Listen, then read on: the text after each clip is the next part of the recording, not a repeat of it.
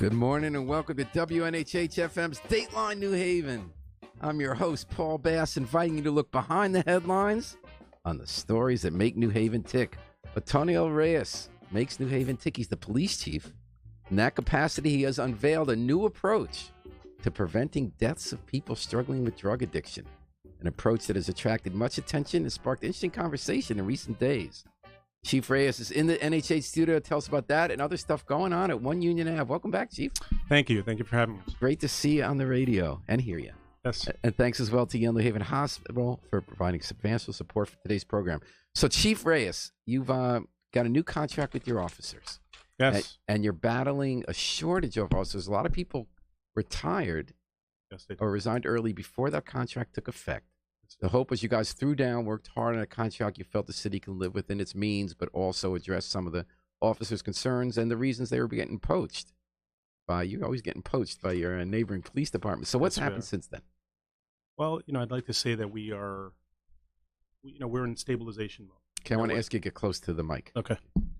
We're in stabilization mode. And we're very happy that the officers finally have a contract and that they're able to focus on the business at hand, which is, doing the police work, and that their contract is one that's competitive. I think for many years, the issue was that the officers' contract, in terms of their salary, was not competitive, which was one of the main reasons that other departments were able to attract our officers out of New Haven. The rumor we heard was that Hamden would watch Cop of the Week features in The Independent, yeah, especially if the cops are of color, because we noticed that, all these cops in that list are going to other departments, and some are kind of young. Yeah, they are. Yeah, they were. So, listen, I think what the good news is that I think we are stabilizing. Again, people leave for different reasons, but we have had officers call us and tell us they want to come back. So that's good news. Oh, really? How many? Well, just recently we had 4 that are in the process of trying to come back to the department. And what did they say? Because you're paying more now? To be honest with you, most of them told us that they're just not happy where they are and that they miss working in New Haven. Ooh, okay. I'm going to be really interested when we find out who they are, because there were some good people you lost who were young. We did lose a lot of them. And they tended to be cops of color, if I'm not mistaken. Well, I think other departments are looking to diversify their police department, and so we did a lot of that groundwork. And they're capitalizing. Right, we trained them and paid. We trained them, paid them, and really did a great job of recruiting people of color, and other departments capitalized on. So now you also got a recruiting job, because even if a lot of people come back, how much are we down? How many officers are we sworn for? How many are we allowed to have, and how many do we have? Yeah, well, we're sworn for 434 now. And that includes you and the chief suite? That includes everyone in the department, correct, with except every sworn member of the department. We have just under 60 civilian personnel that complement the services that the police provide as well. So that's an additional, 57 people. So 434 sworn, and right now, as of last week, we're somewhere at 340. Whoa! So 4 coming back. I'm sure that in the natural course of retirements, you're going to lose some people every year, right? Yeah, attrition is a normal part of what we factor in terms of staffing and allocation of resources. But we anticipate we're going to lose some from now to the end of this fiscal year, which is June 30th. Well, it's hard to estimate, but I wouldn't be surprised if we can lose up to 20. Wow, so we could be 100 short. Oh yeah, absolutely. What has that meant? Are there fewer walking beats? Are we not Certainly doing cold cases? What have you had to give up? Well, all of the above. I think it definitely, to say it doesn't have an impact on police services, would not be, accurate. Absolutely it does. What we try to do is we try to do more with less. We try to still continue to provide the services that the community comes to expect from us, but it does have an impact. It has an impact on how many officers you see when you're driving by, how many, the visibility of our officers, and it affects them as well, because officers are working longer hours. They're working more overtime. They're working, more. They're wearing more hats. That's a vicious circle. It is a vicious because circle. then you get hit on the overtime costs, because we have budget problems in the city. But it's also, so what we've looked at it as an opportunity to balance the services we're providing and to see, and to prioritize and to work with the community to see how we can fill in some of those gaps with some of our partners and some of the community members. So what has this meant? Like, what haven't you been able to do that you want to do because you're so short? Well, I mean, listen, the presence of the officers on the street is paramount. And, right now we're trying to balance that presence with the responsibilities that we have in other in other areas of the department. Like investigative investigative services. Real verification. Yeah, all of our different departments. We also have a major footprint with our federal partners. And it's something that we want to stay committed to because those are force multipliers for us. We believe that's a lot of reason our crime's so down, our violent crime, absolutely. Because of our work with those other agencies. It's important. Those partnerships are important because they help us achieve certain things that we otherwise wouldn't be able to achieve. Well, has it meant, for instance, that there's like 2 fewer cops on walking beats every shift? Does it mean that it's taking half an hour rather than 20 minutes to respond to non-emergencies? What is it? Do you have any kind of handle on that? So yes, on both of those accounts, I think that's where people see it more prevalent. So there are fewer cops on the street. Yeah, they see less cops. There's people complain that they don't see as many cops, and the response times may be longer for certain incidents. Non-emergency, right? Non-emergency. All right. So now you have a recruiting drive going on. We do. And you got some people really got used to that. Is Manit still on that? Manit is still on that. Because she's good at that. I know she throws herself into getting out in the community and finding people who might not have applied. We have a team. Yeah, we have a great team of officers involved in that, and Sergeant Fumiati, Sergeant Kendall, and some of our top-notch officers that are really out there trying to promote the department. And you're going to see it a lot more visibly in the upcoming weeks and months, as we're going to be exhausting the current list. And how many are on that list? 175. So those are people who pass civil service tests? So these are people that pass civil service and are currently going through a background phase. Correct. So how many expected them end up going to an academy class? Well, historically, what we see is for every 4 candidates, we can glean 1. That's typically the number, right? So you can count on almost 40. Right? About 40. We're shooting for 40 and hoping to have anywhere between 30 and 40. And they would be a new class seated when? So right now we've secured a date with Post for mid-April. So they're not going to go to our training academy? They're going to go to our training, but Post needs for us to let them know when the academy is going to start. Oh, so you hope to have an academy class mid-April for them? Correct. And then when you're recruiting, it's for a class after that, right? So the recruitment, the ongoing recruitment now is to begin the testing process again, to hopefully have another class in the next fiscal year. Right. Oh, okay. You hope for a new class, new fiscal year. How many are you hoping for there? Again, we're like you said, we're down almost 100 officers.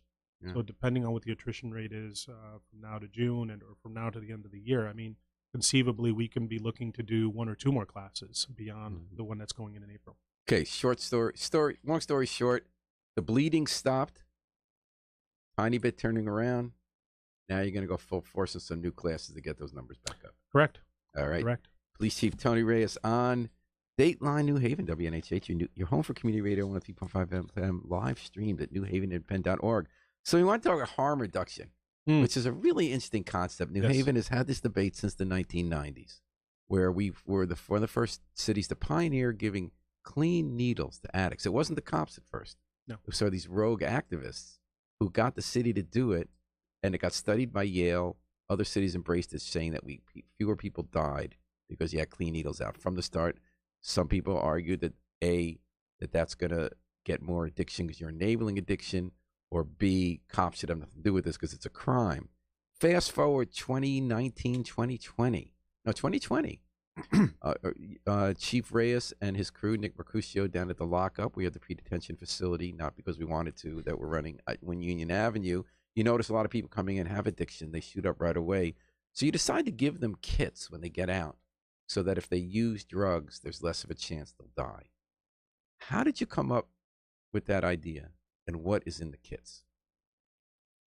So we came up with the idea. So the idea was not ours. It was, the Department of Mental Health and Addiction Services. DEMAS, they call it. Yes, DEMAS, and some of the other social service partners teamed up with us.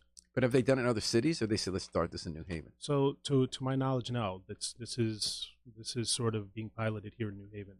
And they sat down with us and they talked to us about this program and why they felt it was important.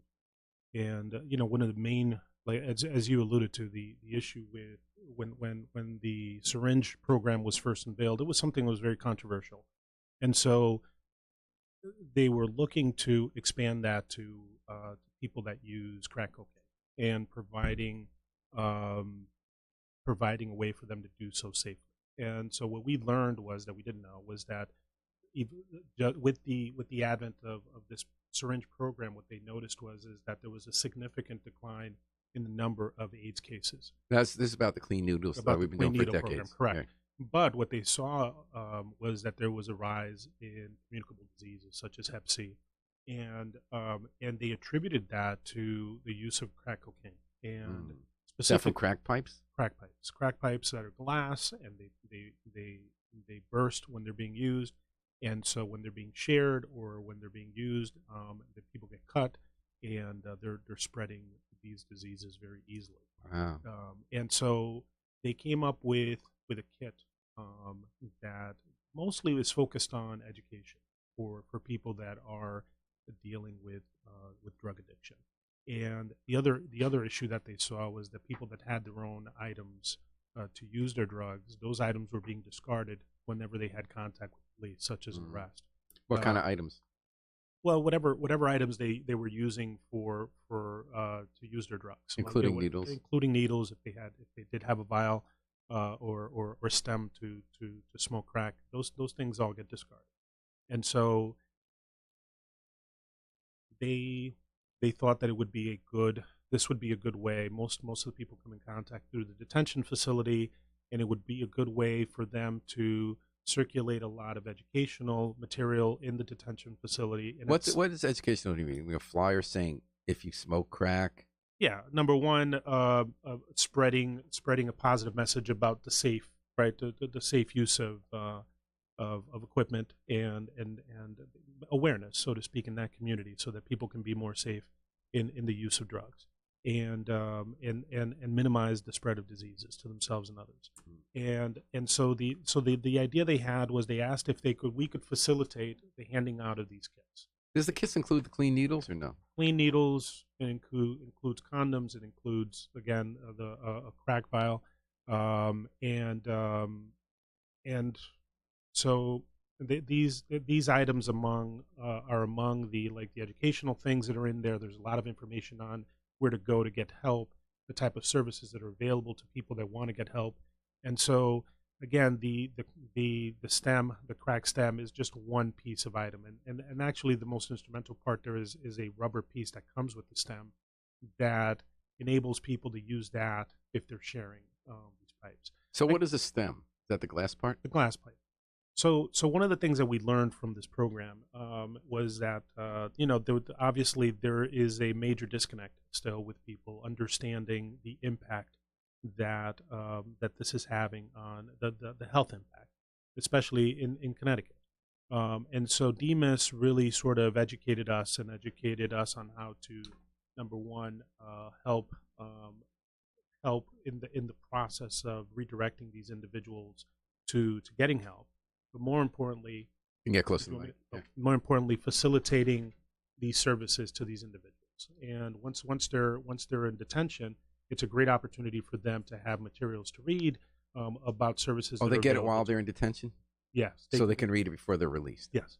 I'm sorry. No, let me correct that. There are materials in detention, but the kit itself is handed to them after they leave. And does everyone get them, or just if you ask for them? Only if you ask for them. We do make you aware that we have them, and if you do if you do use and you want one, you have to sign off on it and you have to take it. How many people have said yes so far? So far we haven't handed out any. Why not? Just haven't handed any out. Haven't had the opportunity to hand any out. No one's taken the Why opportunity. Why do you think that is yet? Why? I think it's a new program, and I think people are sort of skeptical about it. And they have to get your trust. They have to gain the trust, and I think maybe having to sign off on it might have something to do. That's what I was going to ask you. They're kind of admitting they commit a crime, right? They're saying that at police headquarters, right? Again, there's a lot of stigma associated to drug use, right? And so for us, listen, Paul, the war on drugs, the way we've handled this epidemic hasn't worked for decades. Right. And so for us in the police department, the police officers are at the front lines of dealing with this very complex social issue, and we've arrested our way out of it for decades, and the problem has only gotten worse. And so I understand the controversy behind it, and I certainly do not want to create conflict in terms of what our role is. Our primary role is to enforce the law. Make no bones about it. That's what we do, and we're not abandoning that role. We're not saying that it's okay for you to use drugs. But what we're saying is that if you're a drug user, the primary purpose here is to try to get you help. And to lock you up and to arrest our way out of this problem is not working. No, I wasn't even raising a question about that. And so, no, my question is the tricky part in practice. It is. And if so nobody's taking it because they have to sign, there's a reason you need to have them sign, right? Is that legal liability or? So they are signing off on it only to, or the Department of Mental Health wants to start tracking these packets because they want to be able to see if this is being effective, where the issues are, where the people are getting services, what services are more effective than others, things of that nature. So they're not tracking the individuals for the purposes of tracking the individuals. They're tracking the packets, and they're tracking the services that are being utilized by the individuals using these packets. So but do you think that's the barrier? You think that's the reason no one's done it? It can be. I had a conversation with Commissioner Britton about this on two fronts. Number one, public awareness, to include the awareness of people that, really speaking to the people that are using, and also people that are hearing this program and having a visceral response to it. And also on the legislative end, we have to address the fact that a crack stem is still on the books statutorily. The possession of it is still a crime. And like we did with the needles, like what was done with the needles, it was front-loaded with changing the legislation. So the law should be it's not crack paraphernalia anymore. Correct. So you need that to happen this term. So we need that to happen, and so she's committed to working on that. She's begun the steps, and obviously we're going to help in any way that we can. And I think it's a viable concern, certainly for the state's attorney's office, because it could create conflict in terms of the application of this law. You got to work with the state's attorney. 1,000%. And we're working with Chief Otoniel Reyes on Dateline New Haven, WNHH FM. Bob McCormick, thank you for your question. We're going to get to your question, but first we want to finish talking about, we did say there are areas of the city where there aren't as many officers as on patrol. We will get to your second question about thefts after we continue talking about this harm reduction debate, which is so interesting. And you've seen it from a number of angles, Chief Reyes. Before you were an officer, you worked at the Grant Street Partnership, if I'm correct? I did. Which is a rehabilitation facility for addicts. When did you work there and what did you do? I worked there in the mid-'90s. Again, I'm sorry, I need to ask you close to the mic. Sure. I worked there in the mid-'90s, and I was a resident aide there. So I would, during the overnight, I would supervise the residents that were staying there. You were up all night? Yes, I was. I guess that got you used to being a cop when you do those shifts. It did. And so what was your take back then? That was when we started the free needles. Do you remember that? I do. And what was your reaction back then? I think I had the same reaction most people did, that we were enabling, right? That we were enabling the use of drugs. And did your mind evolve on that? I think, like everyone else, I think it did. I think when you start looking at the greater good of a program, and in this particular case was the safe usage and the public health, addressing the public health issue, yeah, you started seeing that. Listen, at the end of the day, if someone's going to use, they're going to find a way to use. Right. And so our job here is not to criminalize that aspect of it. How can we address the broader issue of the public health problem? You weren't even a cop yet, and when you're a cop, you're dealing with a problem you can't solve. You're not a mental health person, you're not an addiction person, but you're dealing with the results of it. You're dealing with the person who commits the crime, terrorizes somebody, freaks out. Yes. Might want to kill themselves. No, absolutely. And so I think, listen, addiction is a complex issue. And, to just sort of dumb it down to let's remove the needles and that's just going to get rid of the problem. That's not. Or if we give needles, that's just going to promote the use of drugs. It's not that simple. And I think if you just stop to think about it and you look at the data, you realize that this issue is much more complex than what any organization by itself can deal with. What year did you become an officer? 2000. 2000. January of 2000. I got my decades wrong. I thought it would have to be the 90s. So in 2000, you worked the beat in the Hill, correct? I did. Now, how much did addiction factor into what you dealt with on the street? Oh, my God, yes. I mean, it's a major factor in terms of the issues that we deal with. Did you run into people you had helped I did. at Grant Street? I did. So where was your mind at then? You're obviously a cop saying I got to enforce the law. And you're also someone who'd worked in a drug treatment center who wanted to help people with addiction. So what were you thinking when you dealt with the situations? You remember coming into play at all? Well, the sad part about it is it's the cycle, right? And the recidivism rate is so high. And so seeing it from Grant Street and seeing people coming in the revolving door, and they would graduate from the program, and sometime later, in the not so distant future, people would come back. That's the part that breaks you. And that's the part that just makes you shake your head and you wonder, what can be done about this. But then you see it from a different perspective when you're the officer. You're seeing what's happening on the street and what's leading to the recidivism, right? And it comes down to the things that they talk about in the program. It's about people, places, and things.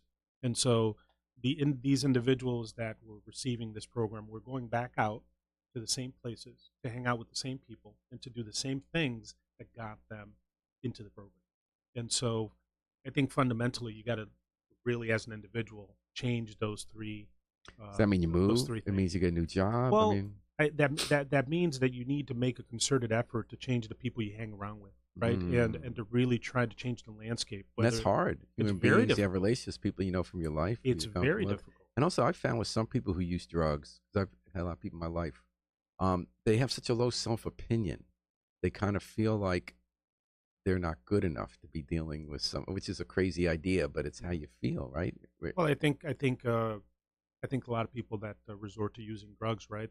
There are other underlying issues going on that might lead them to use everything drugs, from right? being abused as children to screwing up in school to having dyslexia or whatever, And becoming clean all of a sudden doesn't erase all that, right? Yeah. And so so it is a complex issue, and so seeing it from the police angle was very interesting because, again, you saw it firsthand, the things that were happening on the street that was leading to the recidivism.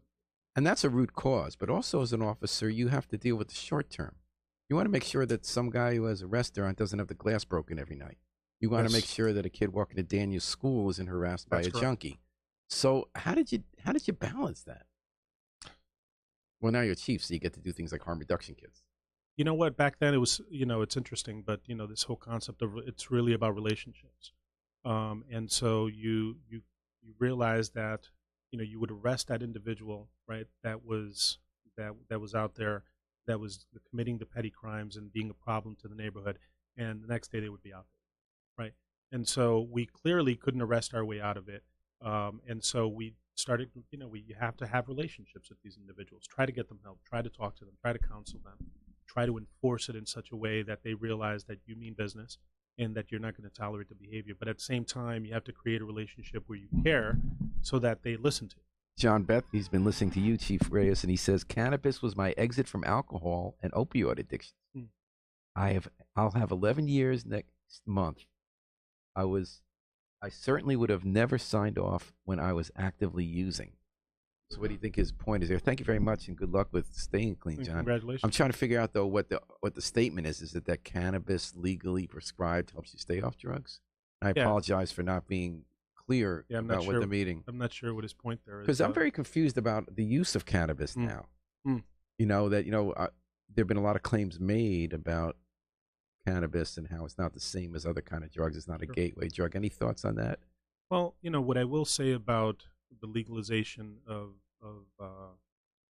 cannabis, or even marijuana for that matter, right, is that we need to really kind of think about the unintended consequences. This is not uncharted territory. There are other Colorado.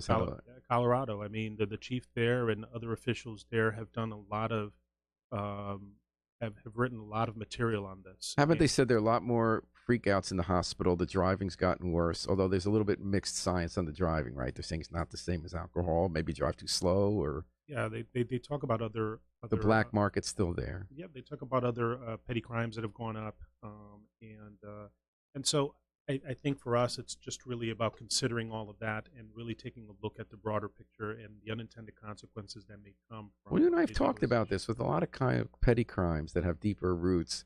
You can't arrest your way out of the problem. But you told me that sometimes somebody doesn't get help until he or she is arrested and gets in the system. That's why these. But then they also get new barriers because now they have a problem they have to deal with, whether it's bail money that they have to pay back or a mark on their record that makes them hard to get a job. Right. I mean, that's why the diversionary programs are so big, right? That we tried to implement one with LEAD just recently. I mean, in recent years, and I think conceptually it was really good, but it had some flaws in the sense that some of the things that were successful in Seattle and in Albany, where they were initially implemented. You're talking about a program we tried to have to divert nonviolent drug offenders from the system, and we weren't able to get traction in that. One theory I heard was that, well, some officers say we're not social workers, so you have that to deal with. But that a bigger problem might have been that in other cities you have bigger penalties for the crimes that you're arrested for, so you have a bigger incentive to go into the alternative program. Was that part of what you were running into? Yeah, it was a big part of it. That carrot, quote unquote, carrot stick aspect of the program is really what made it very difficult for us to really get any traction here. Listen, the criminal justice system here really works at giving people second opportunities, right? And so it's very difficult to hold that over people's heads because at the court, number one, they're incredibly congested, and number two, they're not giving you any stiff penalties for these petty crimes. And there's no one size fits all. You got to keep trying stuff, and we're trying it out on Dateline New Haven. Chief Otoniel Reyes. And again, I'm going to ask you so close to that mic because I see you flatlining here. Sorry about that, Bob. I promised I'd get to your question. Why are car thefts on the rise? And I think he might mean thefts from cars. Like, I'm not sure, because I'm not sure if car thefts themselves are on the rise or is it thefts from inside cars. And is the chief doing anything about it? So that's a great question. And I think, one of the things we're dealing with is a spike in car thefts. So we're talking about stuff stolen from cars, not the cars themselves. Correct. And we're also seeing a spike recently in juvenile-related crimes, specifically with car thefts and thefts of vehicles, both of. So that's going up too. Both. Bob's right. Okay. Correct. And so a lot of it is related to, again, the drug use. Even for the juveniles, it's not like a kind of no. Youthful, with regard, no, with regard to the theft from vehicles, what we find is that a lot of it is people doing these thefts from vehicles to support their drug habit. And they happen. They're crimes of opportunity. They'll walk around. They'll check to see if the car's open, and the lion's share of vehicles are just being broken into because they're open and because something's being left visibly inside. Right. Those are two things. Don't leave your laptop where they can see it. Correct. And don't leave your door unlocked. Now, in some cases, the door is locked, so they break in because they see something. Correct. And it's not 100% foolproof. Sometimes some people just break into stuff on the street. But I've noticed, like in my neighborhood, when I look at the details, it's almost always either something was locked or something was seen. Correct. And I've had to adjust my own way when I'm taking in the groceries or something to remember that that's been going on. I mean, it's very helpful that the police have been. But we're the most important thing we're doing is creating awareness to it, because obviously, we can't be everywhere. But I think if we work closely with the community, we can again force multiply our efforts and make sure that everyone's aware of this dynamic and make sure that everyone's working at it together. I like this. This is a very interesting question out of the blue. Phil Lustinator. Thanks for writing in and listening, Phil. Chief Reyes, do you agree with how Yale handles public panhandling? I don't even know how Yale does it. Do Yale and you do a different thing, or do you talk about it? We have a lot of panhandling downtown. Yeah. How are we approaching it?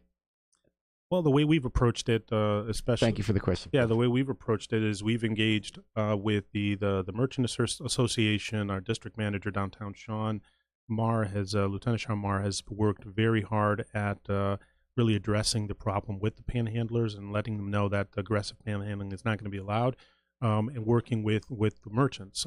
We've seen a steady decline in that. I think we've made a major impact in downtown in terms of. So do we not want people panhandling, or do we not want them panhandling a certain way? Like the woman with the roses on Broadway, she's cool, right? She says, "You want to buy a rose? I want to go to the shelter."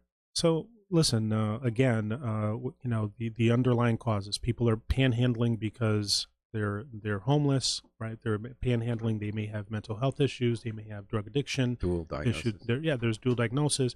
And so for us, again, we look at that as a problem we cannot arrest our way out of. So we're trying to manage this social issue through education. We're approaching these individuals. We're trying to work with the homeless community. We're trying to work with the people that are providing services to these communities, right? because they're attracting more people to the area, correct? So I think what Phil followed up, thank you, Phil. Signs encourage donations to Yale instead of the person on the sidewalk specifically. Has that help the individual?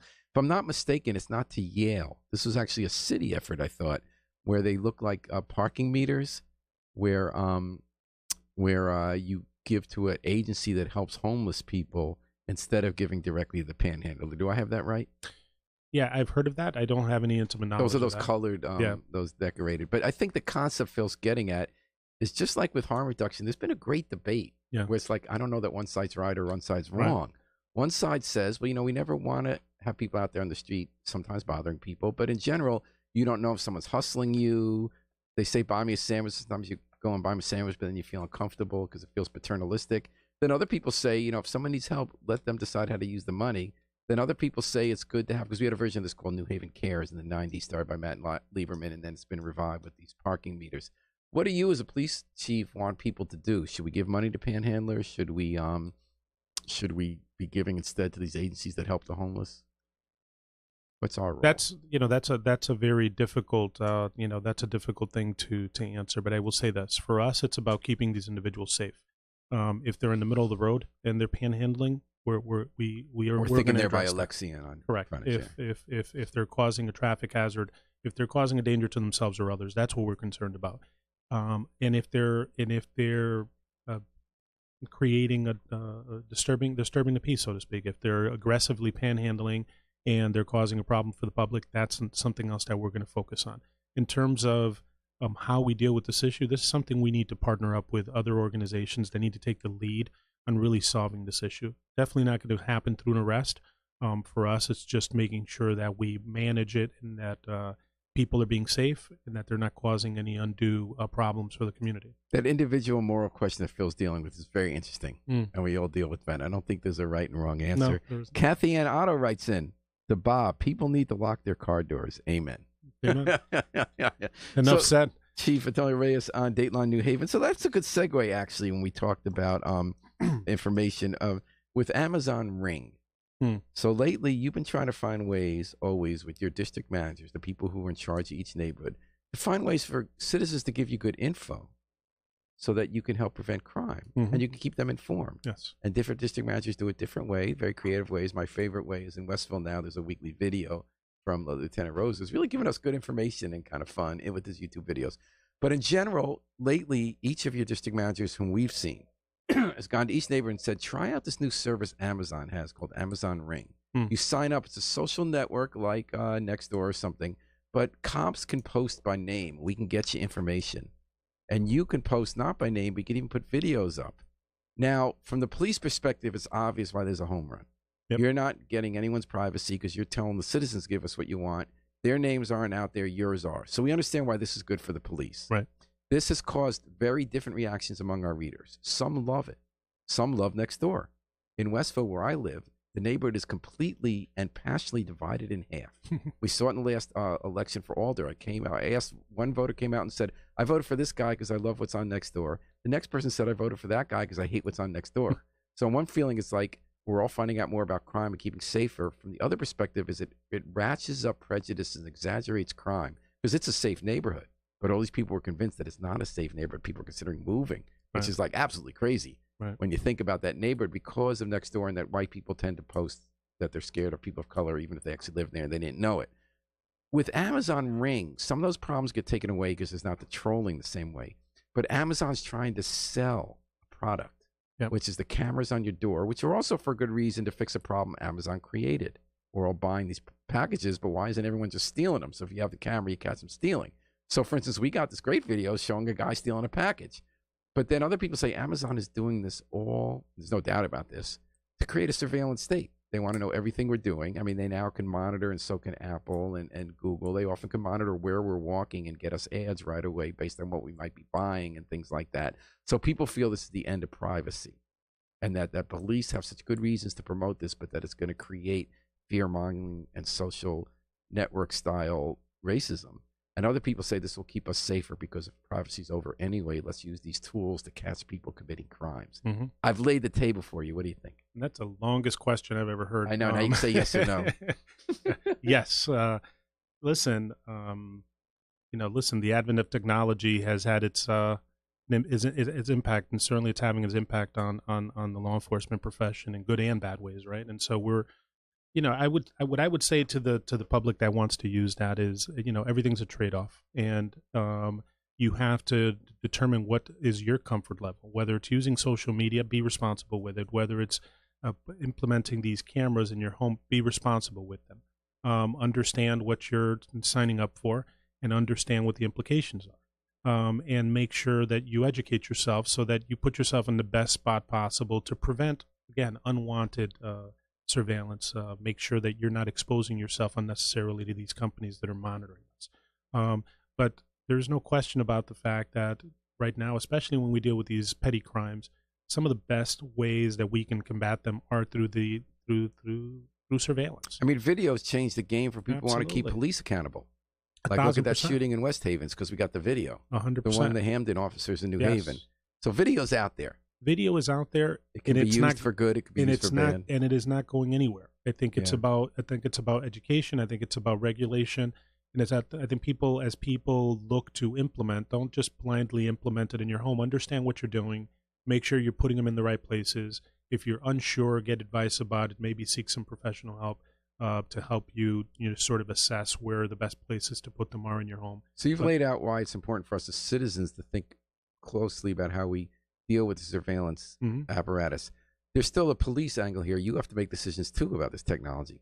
So you guys have made a decision to promote this service. And there's 100% reasons why the police would want this to do their job better. And I have zero worry about the police's role on Amazon Ring. The worry comes in is, are you helping Amazon enlist neighbors into sending them money in order to surveil them and freak them all out about their neighbors of color? Well, certainly not. I mean, and I know you don't want that. I'm saying is that by making that decision. That's certainly not our intent. Our intent here is, as we constantly look for ways, sustainable ways to address the issues of crime, especially these Part B crimes that we're dealing with, right? The increase in these petty crimes, and the understanding that police can't be everywhere. We're not trying to create a police state. What we're trying to create is a neighborhood that is self-reliant, that they're watching themselves, right? That they're creating a sense. And listen, this is a deterrent. It's like block watches for the 21st century. 1,000%. And so, and those were controversial when they first came out, right? People didn't want anybody else in their business. Now it's augmented by the fact that now, it's digital, it's camera, it's instant. But certainly we're not promoting any sort of nefarious intent by Amazon. I wasn't concerned about what the police department's up to. No, I know. But people have raised issues about unintended consequences. Of course. And I think, again, it comes back to the issue of trade-off. I think, we're looking to capitalize on this technology. We have to understand that there are pros and cons. We have to be responsible in the use. And I think we need to work together to make sure we identify what issues there are, and if there are issues that are prevalent and we identify them, then we have to deal with them. I think the broader question here is things change. The world changes. Absolutely. We can't pretend it didn't. No. And that it's like the weather. There are good parts and bad parts. People don't like the print newspapers are gone and you get your news on the web. Well, it's there. We'll hope there'll be good ways and not bad ways. Right. And I think, and I salute the way you guys have done it, because I think you guys have done it very responsibly, but I just think it's a minefield. Yeah. Well, and I'd like to comment on the Nextdoor app, for example.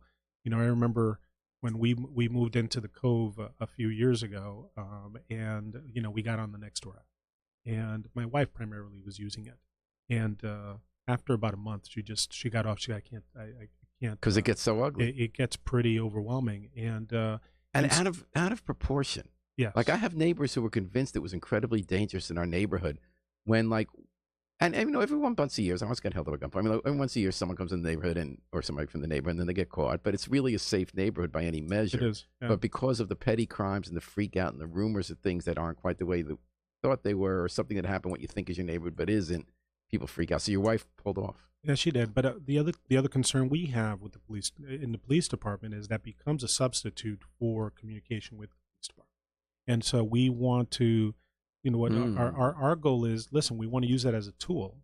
Right, but we don't want it to take the place of the communication that we need to have with our citizens. And you have community management teams, which is great. 1,000%. They're going, well, the block watches are kind of dead. Right. So some more doing a sort of a larger neighborhood level rather than just. And we're trying to revitalize the block watches.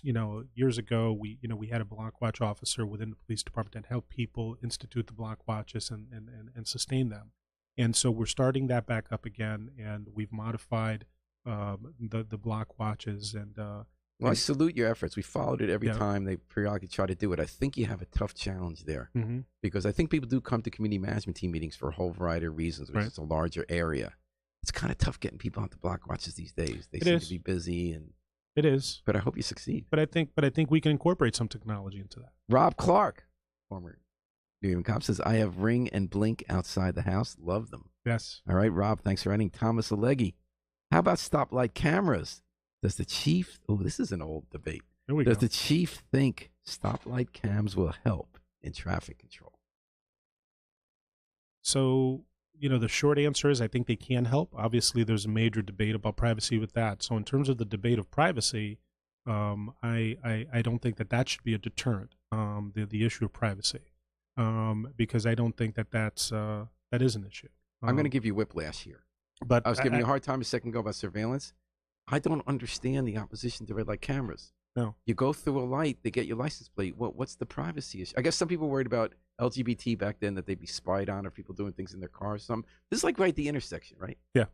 Like right on where the light is. Sure. So it takes a picture of when you went through the light. You went through the light, right? And it's taking a picture of your license plate, and it mails you a ticket. Again, I think the program has a lot of value. The issue is really not the privacy.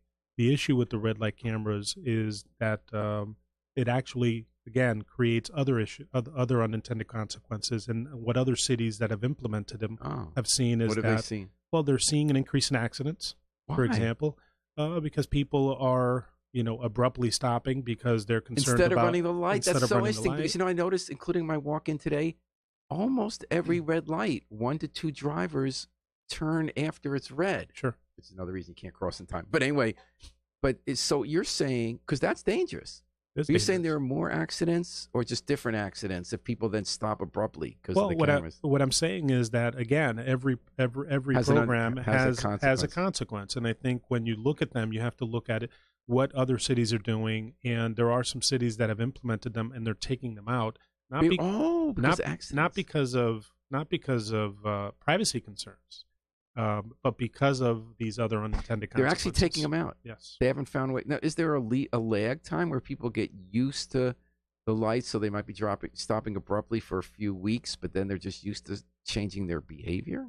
I think it definitely does change behavior. Eventually, people that live in that area are going to be aware of it, and they're going to drive much more conscientiously, which is the goal. All our behavior, which is the goal. We who walk, we who bike, we who drive, we all got to up our game here. No, we do. So where do you come down on traffic red light cameras? I know it's complicated. If you had to take a stand, like we are now making you the governor, and you're deciding whether we have red light cameras, yes or no. What I would say is, I think we select an area that we can all agree would be a good test area, and pilot it there. Church and chapel, maybe, or wherever we feel, we do some studies, traffic studies, work with traffic and parking, work with the community, and then put them there. Let's see how it works in New Haven. Let's see what impact it has, and then we can make a decision about a broader implementation. Well, I like Rob Clark's solution. He wrote in again.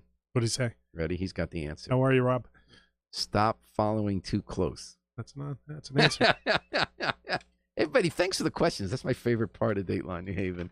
And thanks to Police Chief Tony Reyes. Thanks for coming in and answering all these questions. Great. You got a thank you from someone. Phil, thank you for answering your question fairly. You got some thumbs up just now.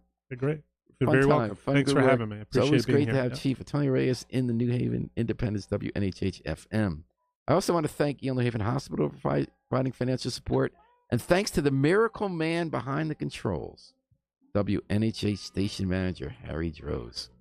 We're going to take it out with the Afro-Semitic Experience, performing I Wish I Knew What It Would Like to Be Free, from the group CD, A Plea for Peace. This is Paul Bass, and fighting you to fly free with us all day and all night long here at WNHH, New Haven's home for community radio.